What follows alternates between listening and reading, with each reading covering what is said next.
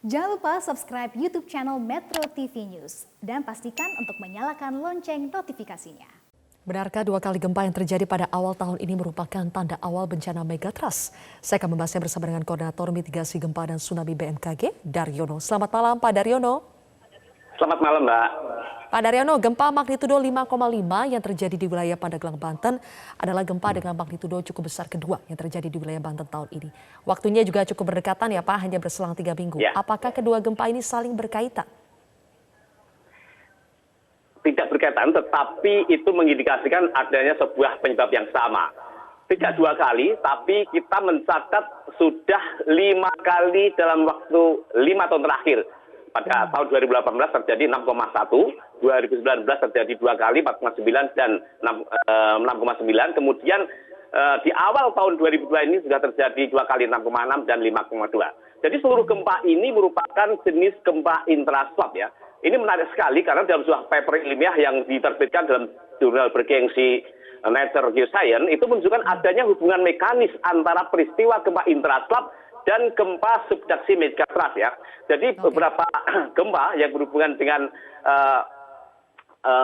intraslab ini ternyata bisa memicu terjadinya gempa megatrust seperti gempa Tohoku di Jepang, gempa Chile tahun 2010, gempa Chile tahun 2014. Ini semua diawali dengan aktivitas gempa intraslab. Ini menjadi catatan penting untuk kasus di Banten, Mbak. Oke, Pak Daryono, jadi kalau misalnya gempa intraslab itu bisa memicu megatrust, apakah itu berarti 2 kali gempa intraslab yang terjadi pada tahun 2022 ini bisa memicu megatrust dalam waktu dekat atau bagaimana, Pak? Saat ini kita masih menyebut gempa-gempa intraslab yang ada di selatan Banten ini masih dalam konteks sebagai warning yang mengingatkan kita bahwa wilayah ini memang rawan gempa dan ada potensi gempa kuat yang mungkin terjadi, sehingga mitigasi konkret itu harus kita segera wujudkan di Banten dan sekitarnya, Mbak. Kalau ini sudah warning, Pak, mitigasi bencana yang harus dilakukan pemerintah dalam waktu dekat apa, Pak? Tentu saja kita harus mengencarkan sosialisasi mitigasi gempa dan mewujudkan mitigasi konkret. Harus kita pahami bahwa gempa bumi itu tidak membunuh, tidak membuat korban, tapi proses alam normal yang wajar. Tetapi jatuhnya korban jiwa yang luka itu akibat bangunan yang roboh, akibat gosangan. Sudah menjadi takdir kita hidup di daerah batas lempeng, sehingga mau tidak mau kita harus menghadapi ini. Gempa harus terjadi, tapi bangunan kita harus kuat dengan struktur yang tahan gempa dan ramah gempa, serta kita bisa menghadapi cara-cara manfaat dari gempa.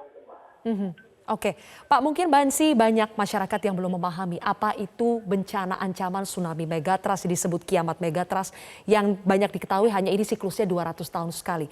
Tapi untuk pemicunya, kemudian seperti apa sih ancaman megatrust itu dan bentuk konkretnya itu seperti apa, banyak yang belum diketahui.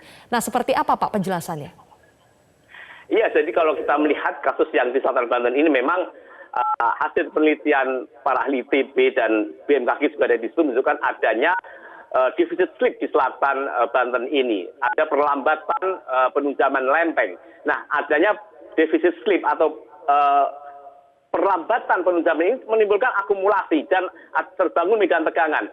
Tetapi bagian awal ini, maka yang terjadi deformasi adalah bagian-bagian di intraslab di bawah megatrust itu. Tetapi lama-kelamaan, kalau tekanan terus terjadi, maka di bagian bidang kontak yang kita sebut sebagai megatrust tentu akan terjadi deformasi juga jika tekanan ini melampaui batas elastisitas batuan sehingga akan rilis menjadi sebuah gempa yang signifikan, Mbak. Gempa yang sangat signifikan ya. Oke, melihat pola gempa yang terjadi tahun ini, Pak, bagaimana mapping potensi bencana yang dilakukan BMKG ke depan? Iya, jadi kita saat ini terus memantau, meskipun kita katakan ini masih sebagai warning dan kita belum melihat adanya sebagai gempa pembuka atau foreshock, maka kita harus siapkan mitigasi itu. Dan kita akan terus pantau dan BMKG menambah sensor, kemudian menyiapkan peralatan diseminasi, kemudian juga memperbanyak sosialisasi di Banten dan sekitarnya. Kemudian juga kita melakukan upaya untuk memverifikasi kesiapan daerah terkait dengan mitigasi ini, Mbak. Baik, kalau begitu terima kasih atas informasi Anda, Koordinator Mitigasi Gempa dan Tsunami BMKG, Bapak Daryono, telah bergabung bersama kami di Prime Time News hari ini.